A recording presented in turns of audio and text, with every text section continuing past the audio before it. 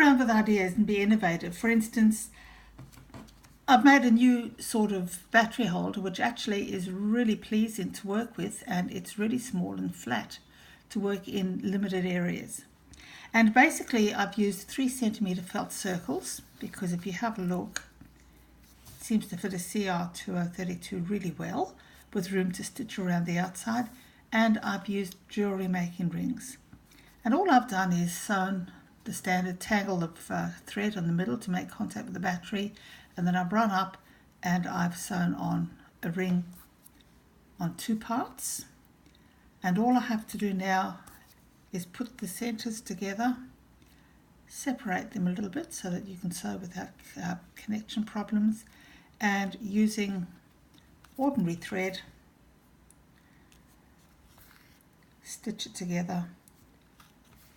This won't be any too neat because I'm doing this for a video. I'll probably be a bit more neat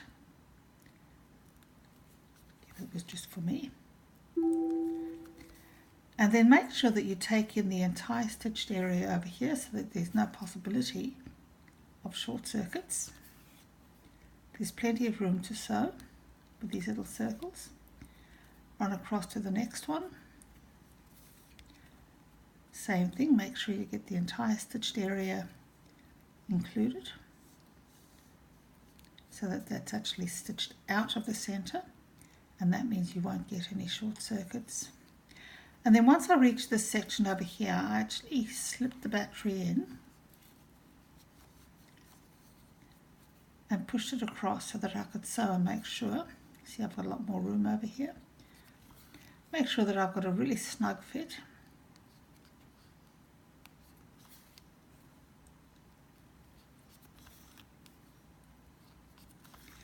And a snug fit will give you really good connections.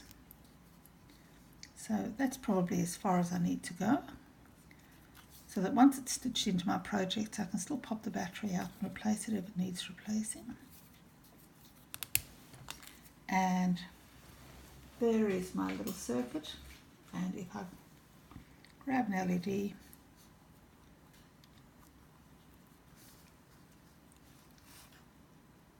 that's a really nice little result.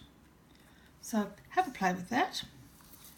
And yes, I'm rather fond of those. I think it's what I'm going to continue using from now on.